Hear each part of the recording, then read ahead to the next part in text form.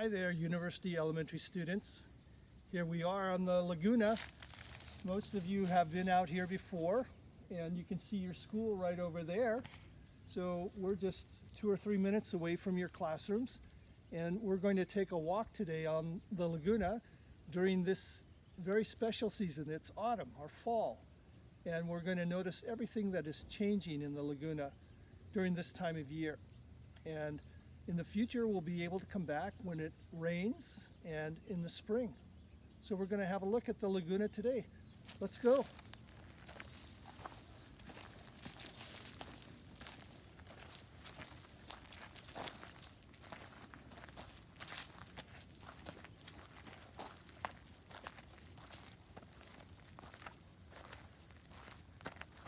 What is that? There's some kind of fruit up there. Or some kind of... Oh, here's another one. We're here today with Miss Jessica, and she's going to run the camera while we look at some of these things. I think some of you know what these are. I'm going to actually pull one of these off. Well, let's see if there's some on the ground here. One of the things that I notice about this tree is it has very, very rough bark. And you can see here and there, there's various kinds of fruit.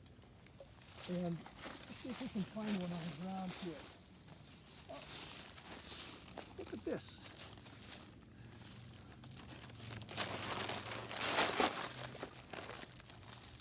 I found 2 of them. And some of you know this as black walnut. And inside is the meat of the walnut, and many of you know how chocolate chip cookies are made, but it has walnuts in it. But it's a different kind of walnut. It's called English walnut. But this is black walnut, and it's native to the Laguna, native to California. And that has an extremely hard shell, doesn't it? It does. In fact, I'd have to use a hammer to open this up. But there's a funny story about this. I've seen crows take these because they like the meat so well, and they drop them on the street and they wait for cars to run over them, and then they can get the meat out. Isn't that clever? Crows know how to do that. I wonder how they figured that out. They are so smart.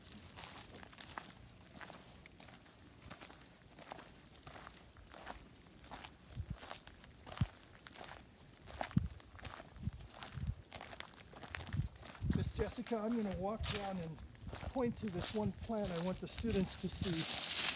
You can just stay up there on the base. Mr. Michael, it's green down there, but I don't see any water. That is a very I good wonder if point. there's any water. What happened to all the water? You know, this is something called a seasonal wetland. This whole part of the Laguna.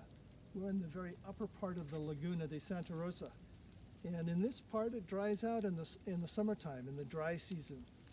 And if we come back in a couple months when the wet season begins, which is at the end of November or sometime in December, we'll start to see this fill up. And the wet season here, Sonoma County, lasts probably until April or May.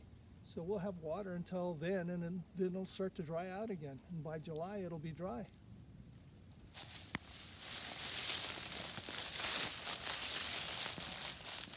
Look at this.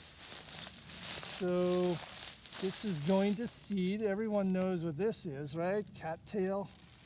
Isn't that pretty? Look at all these tiny little seeds here.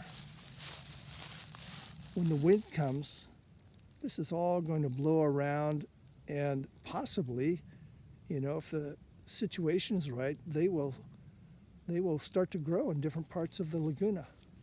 And so you can see a lot of the cattail grasses here, but there's not too much of the seed heads like this. But here's one of them, and it's all starting to fluff out and blow in the wind. Woo, look at that.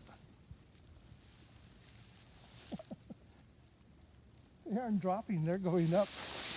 Isn't that great?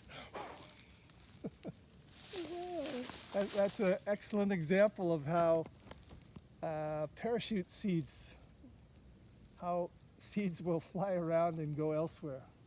And that's exactly what they should do so that they grow elsewhere.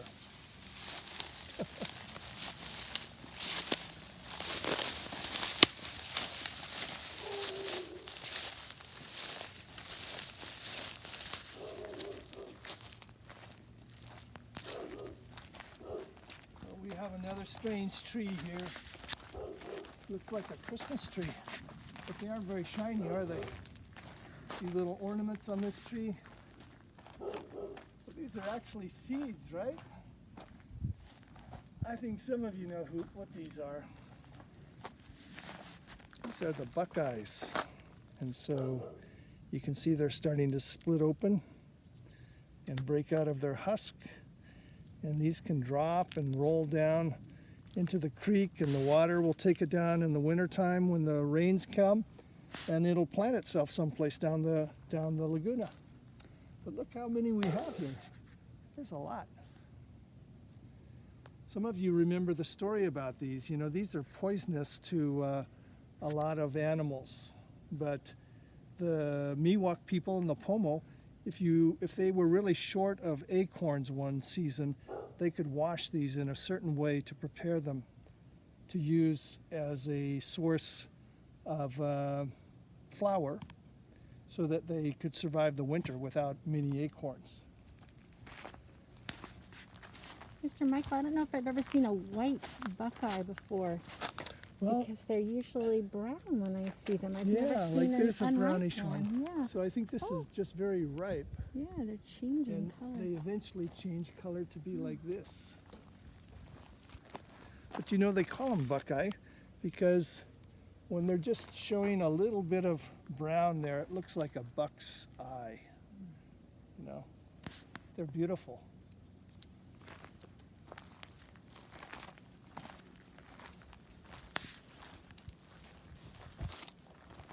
Oh, we have some seed pods here. Now this is part of the family of maple. This is called box elder. Doesn't exactly look like a maple leaf, but you know, the seed pods look very much like maple. These are those little helicopter style seed pods. If you throw them up in the air, they spin around and spread out, which is exactly what should happen because we don't want them to grow right under the tree. Let's see if we can get them to spin. Well, probably didn't catch that on camera, but they do spin around, and you can imagine in a windy day, they can go quite far. They're a lot of fun to play with.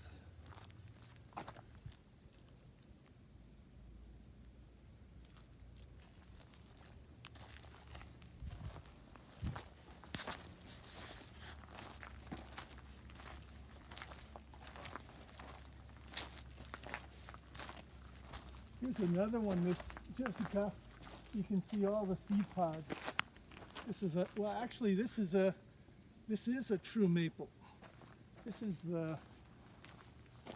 I think I've told a lot of students that there's a hockey team named after this tree. And since we can't reach any of the leaves, we'll have to pick one off the ground. And we can sort of see the shape. This is called big leaf maple, and you can see the leaves are very big. Almost as big as your hand. Yeah, and they have, of course, the very, well, I'm not going to be able to reach any of those. They have the seeds, just like the last tree I showed you, but they're much bigger. And these are all broken into single leaves. Here's one that shows how they fit together. But if we throw these up, they'll twirl around as well. But look how big they are, those seed pods. It looks almost like an insect. It does. And I bet the birds just love to come and eat those. And maybe the squirrels do too. Let's throw this up in the air and see what happens. Oh yeah, look at that. I could do that all day, that's fun. Oh, look, right next to it we have something else in seed. And this is one of my favorite plants on the Laguna.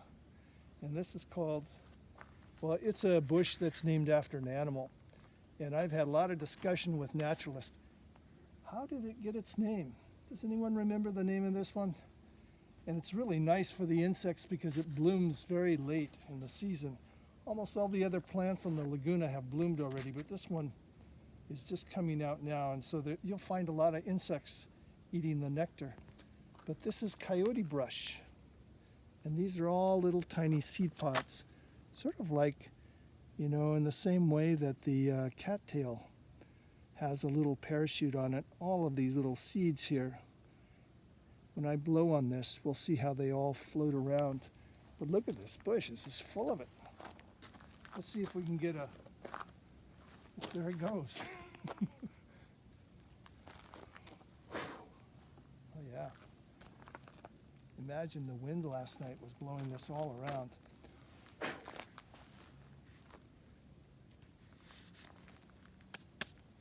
If we find a coyote brush down the trail here, where the seed pods haven't opened up, we'll see a lot of insects. This one has already opened up, so there's not much nectar to collect.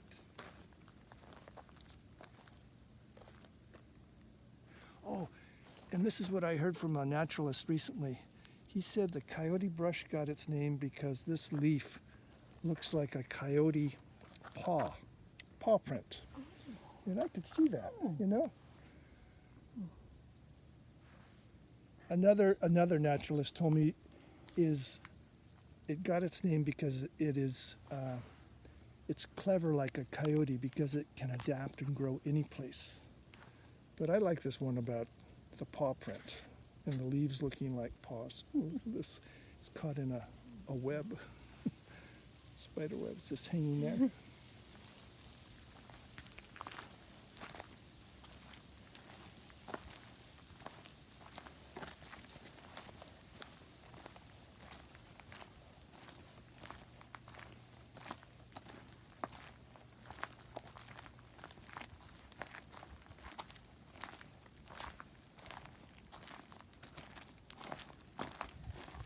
Here's something that is in seed, and this is something that has a berry. Hi there. Hey. So, so just like blackberries have a lot of seeds in them, this is a flowering currant, and these are all the little seeds. If we were here a couple months ago, we could have eaten some of this fruit, but now it's just seeds. Of course, we can't eat that, but you can sort of see how it was a fruit at one time, sort of like a blackberry or raspberry.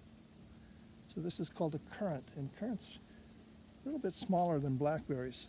But right next to it here, we do have the blackberries that are finished, of course, and they have a lot of stickers, so it's hard to get a good look at them. But how about look at this, Miss Jessica? See all those little dried up blackberries, and those are seeds. If we take those home and plant them in our yard, not that we want to have them. Oh, look, there's a little spider. Whoop, flew away. But that's the last thing you want growing in your yard because it's so hard to get rid of once it gets going. But you can see there's a huge bramble of blackberries here. Sure takes off.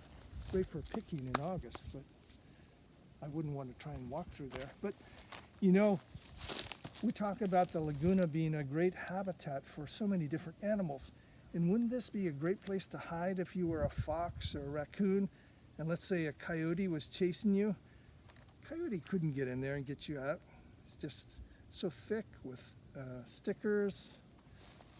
So much of the Laguna is filled with these habitat plants that are great for the animals to live in and to feed on, of course.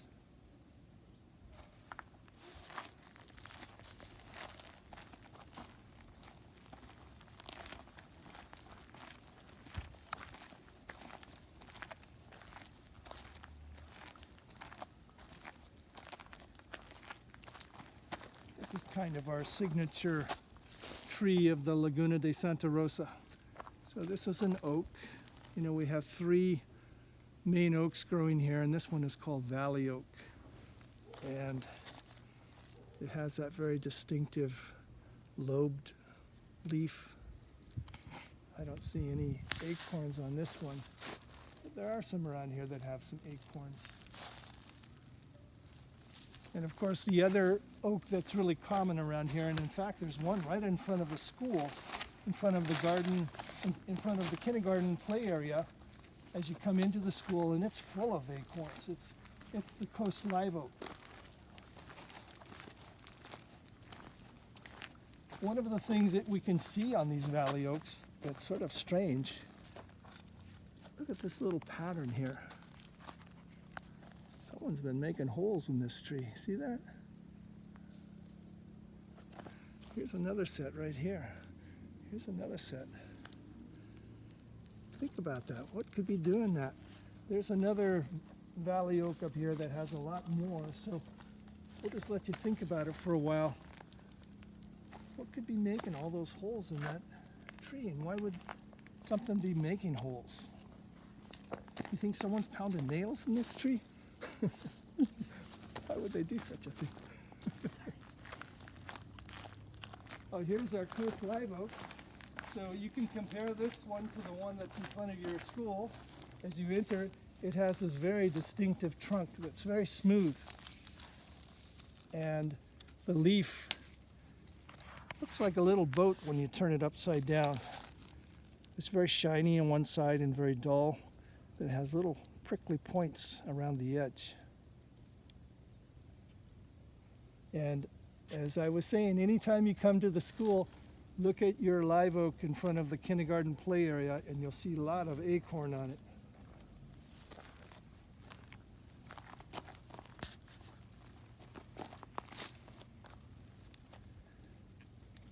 Sometimes these oaks have little galls on the leaves.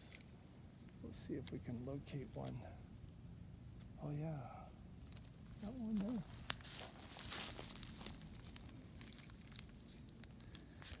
Well, oh look, here's our acorn. I hadn't noticed that before. A perfect valley oak acorn. You know, there's a different part of the Laguna where there's some black oak growing, and they have a different kind of acorn. Maybe sometime we'll go look at those. Oh, here's another coyote brush. You can see when the flowers are very tight and haven't opened yet, they look a lot different than the fuzzy ones.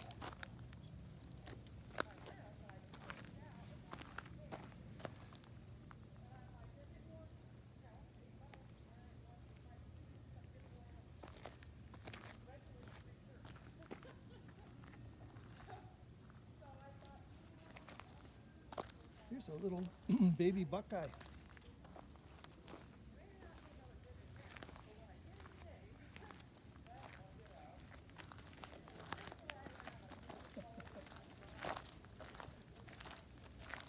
Of course, people love to walk along the Laguna Channel, so we'll see dog walkers all the time.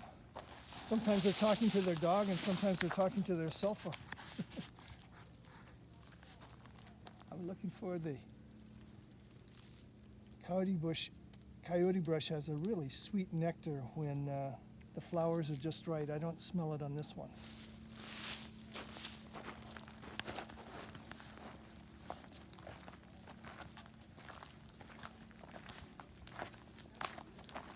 Look at these berries. They're just ripening up. When they're very bright red, the birds will just come and take them away like in a day when they're just ripe enough. These are very distinctive leaves. This is called a toyon. It's a California native. And actually, we've planted one in our habitat garden at the school. So in a couple years, we'll be seeing these berries growing. And look, showing some fall color. Isn't that pretty?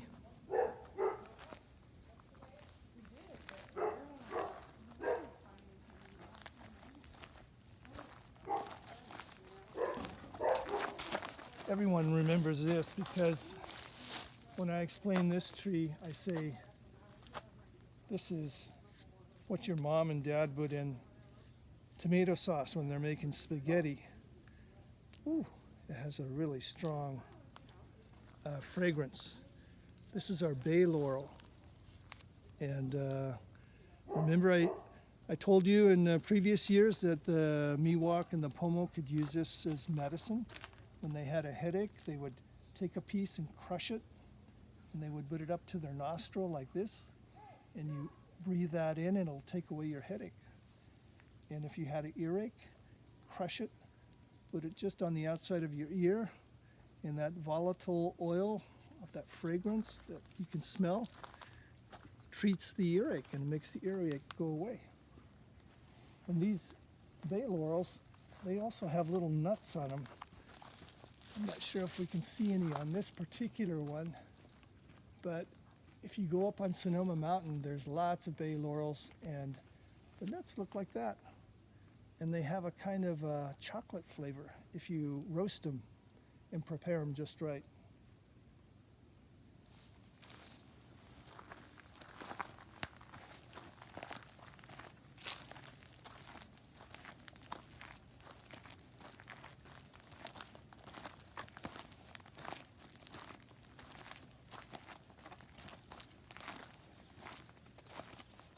Up here, there's another one of those valley oaks that have a lot of holes in it. Quite amazing. Maybe we can talk about what might have happened.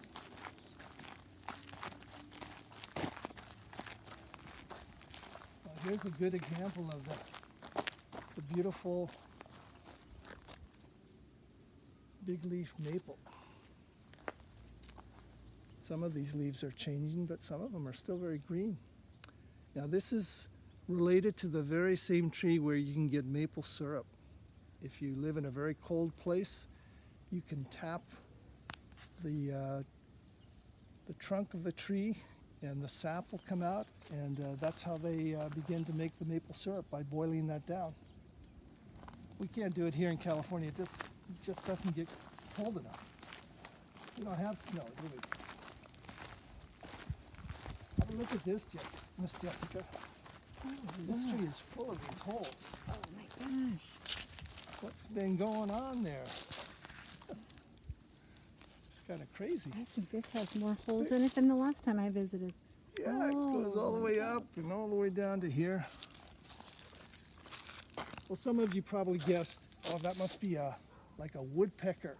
And indeed, that's from a flicker. So this is, for some reason, they really like valley oak.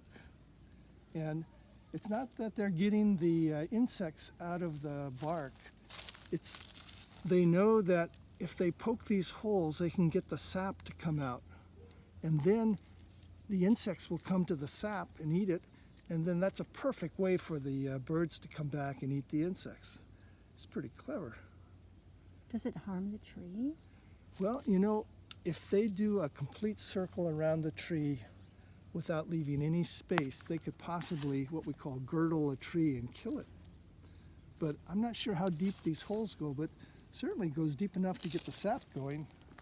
So that's a good research question. We'll have to look that one up, see if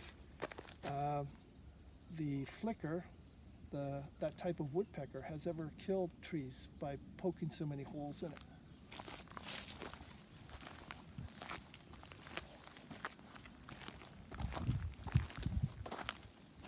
Here's the bay laurel again, and perhaps this one has some, you can see this tiny little nuts are growing there. See that? There they are on the tips of the leaves, on the tips of the stems. So those are going to turn into little nuts. And here's some more up here.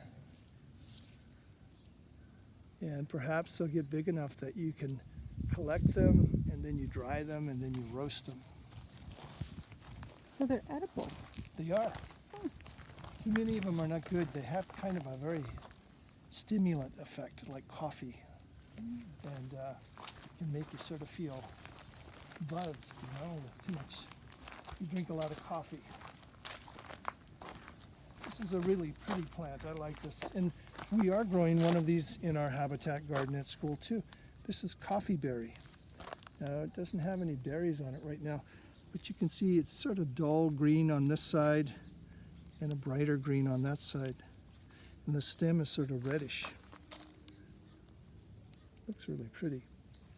And it's a great habitat plant because it attracts a lot of birds. And when it's in flower, it attracts a lot of insects.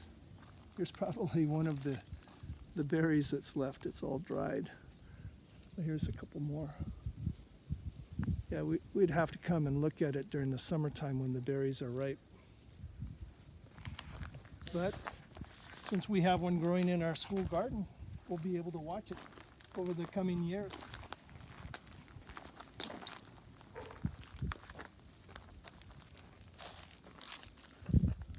Miss Jessica, did you ever hear about this plant with all the thorns on it? I have not heard about that plant. It is menacing. Yeah, you know, this is native. This particular one is native to California, but it grows all over the world. It is hawthorn. And look how sharp those are. I've heard that the native people could use these as fish hooks. I'm not sure exactly how they would fashion it. Perhaps cut some of the stem and then put it on a line and make a fish hook out of it. But there's another really interesting story about this tree, and it produces a very nice fruit here that's used as a medicine. You can see some of the dried ones here. And actually this is used for a heart medicine to increase the heart rate. And they sell it in natural food stores, hawthorn berry, and the Native Americans used to use it as well. And So it promotes heart health? yeah, people that don't have a strong enough heartbeat, so it would stimulate the heart rate. But the interesting story, and some of the students I think have heard me tell it, there's a bird that lives here in the Laguna. It's called the northern shrike, and it'll use this spiky thorn as a place to put, for example, it'll catch a grasshopper, and then it'll land here and it'll put the grasshopper right on there and kill it and then eat it, sort of like a placeholder. And it'll also use like barbed wire fence in the same way. But it's a songbird, but it's one of the few songbirds that is kind of carnivorous. It eats grasshoppers. It'll even catch lizards and impale it on one of these thorns. And then, so it uses the tree as a way to help it when it wants to have a meal. But this is a kind of bush you don't want to get your hands close to because they're even worse than rose thorns. Kind of sounds like an animal using a tool. Yeah, you know, just sort of like the crow with the walnuts, using automobiles to help it get its meal. Nature is so intelligent. It Animals is. are so And intelligent. the more we study it, the more we learn about that. Mr. Michael, I've been walking here every day during the pandemic, and every single time I come, I notice something different. Yeah, there's so many different plants here, and you know, a group of people planted a lot of native trees and bushes along, so there's so much to learn about it. And it's right in our neighborhood. It's next to our school. It would be great if we could become the stewards of the Laguna Trail. You know, university elementary students will be taking care of this part of the Laguna. Many of the students remember this poster that we show. It's all about how the Laguna used to be before the Europeans arrived, the settlers. And so it says here, for thousands of years people have lived in the Laguna. And it talks about the Coast Miwok and the Southern Pomo people. And it shows how they built their homes out of tule and a willow, and how they made their baskets out of this plant called sedge, which we can see there in the Laguna growing. So it grows all over the Laguna in the channel itself. It really likes water. And so if you harvest the roots, you can make beautiful baskets like that. So you're telling me that that is sedge right underneath the Yeah, you bridge? see it over there? That is And A here's some, sacred, that's a sacred plant. it is. There's some growing right here. Sedge is very flat edged. And then there's another plant called the rush, which is round. Sedges has edges, they say. Yeah, they use, sedge is used for all the Native American basketry. Yeah. It has And to be collected at just a specific time of year. right. And they would have certain areas where they would like to collect, and they would never collect all of them. They would leave some so they could grow back. So it was kind of cultivation in a way farming. And look at this animal here. Can anyone believe that this guy used to live in this area maybe 300 years ago? That's grizzly. And there used to be a lot of pronghorn and antelope in this area, and grizzly, well, of course, all the animals that we sometimes can see, like fox, coyote, mountain lion, of course. He's up on Sonoma Mountain, but occasionally they come down into the valley here. This is sort of interesting, this little drawing here. It shows how the native folks would process the acorn. And you can see the little acorn here, and this is a big rock. And this is what we call a mortar stone. It has a little hole in it, and then they use this rock to pound the acorn into a mush, and it would make a kind of flour. And they used acorn a lot. I mean, that was their major calorie source. Here you can see a bowl of the mush that they've made. And it's in a basket. Yeah, and you know, these baskets were made so tight that they could hold water. It wouldn't leak. They were so well made. They're amazing creations. If you ever get to see the Pomo basketry. They have some at the Santa Rosa Junior College Gussie Peters Museum. Yeah, that's a great place. So we're here at the bridge. Most of the students remember that this is where we would end our walks. We would head back to the school, but hey, we have one of these again. I guess we're under one of these trees that we saw at the very beginning, and it's actually full of these. These are the walnuts, right? This is quite a young one. And as they dry out and fall to the ground, we're going to see a lot of birds, especially the crows, hanging out here, collecting them. And then sometimes we'll find the broken husk, the shells in the streets, because as I told you that story, they wait for the cars to run over them so they can get to the meat. So should we head back, or should we continue on? There's, of course, this very interesting habitat garden here that Dahliax from Petaluma planted. And these aren't necessarily native to the Laguna, but they're very helpful plants for the soil, like the comfrey here in the front. They have some native grasses there. And there's a couple fruit trees. I can see some persimmons growing in the top of that tree there. And there's all sorts of sage here. If any of the students come, it's great to check out all the different fragrances from the different types of sage they've planted. And the sages have the silvery leaves, right? What's that? They have the silvery leaves. Oh yeah. And then we have some rosemary here as well. This is a sage. Ooh, strong. Has a nice smell. Has a really kind of a furry leaf. I noticed that all these sages have silvery leaves. Yeah, there's a different type of sage there.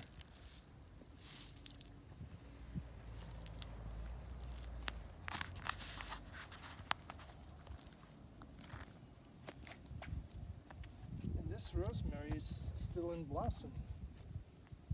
I see some bees and different insects flying around getting some nectar from them. And then, so we have one of these growing in our garden at school, and then we also have some lavender. And this is another native bush that we have in our gardens called ceanothus. This makes the beautiful blue flowers. It does. The bees go bonkers over it. And some people call it a shampoo plant because you can use those flowers to mix with water and it'll make a soapy texture, and you can actually wash with it or even wash your hair like a shampoo. Amazing. It's amazing how all these plants offer so many gifts to the humans to use either as medicines or different things or food. Soap. I'm not sure that this plant is native, but it has a very interesting seed head. It's called a smoke plant. And it's because if you look at it from a distance, these little seed heads kind of look smoky. But if you grab one of these seed heads, it looks like all the seeds have fallen down, but occasionally you'll see a tiny little seed in there. Here's one. It's a little seed for this plant. It's called the smoke plant. That little black tiny seed.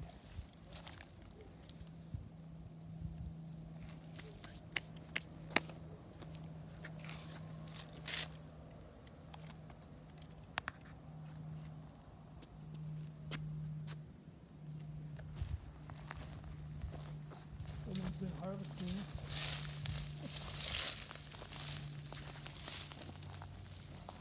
If I could get to the ones at the top, those are the ripe ones, but this is an Asian plant and it's called a persimmon, and there's different types of persimmon. This one is, the Japanese call it fuyu, and you eat it like an apple, so this is almost ripe. The other one is called hachia, and you have to wait for it to get soft because it's so, we say astringent. It makes you pucker your mouth if you try and eat it too early, but these are very sweet. Oh, and look, on the bottom here I can see something. It's not from this tree, but there is another tree here that it's from. Oh, look at that. Look, it's a pomegranate. And that must be the Those are pomegranate. only ripe at this time of year, aren't they? Yeah. I wonder which tree produced this pomegranate. Oh, here they are. There's quite a few of them.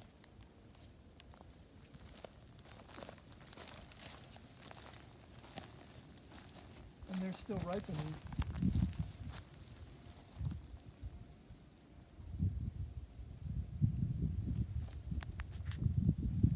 There's a lot of ways to use these in cooking.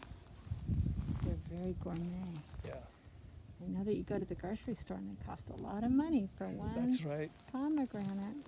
Hopefully people let these ripen up before they pick them. They don't get greedy. Yeah.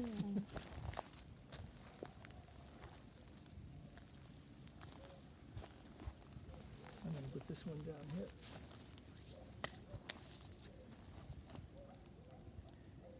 Isn't this area a jewel for the school and for the students to use?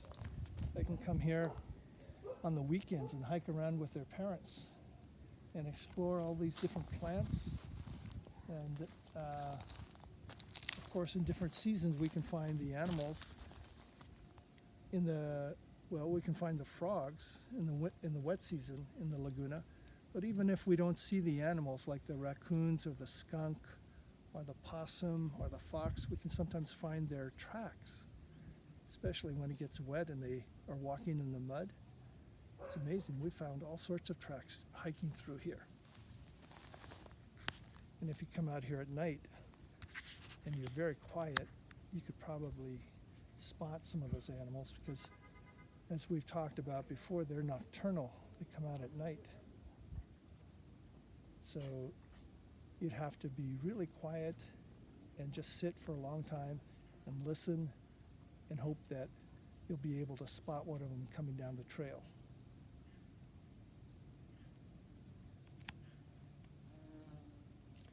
Well, we didn't hear many birds today, but it's midday. If you ever come in the early morning, that's when it's really active with birds here because they're out waking up and feeding.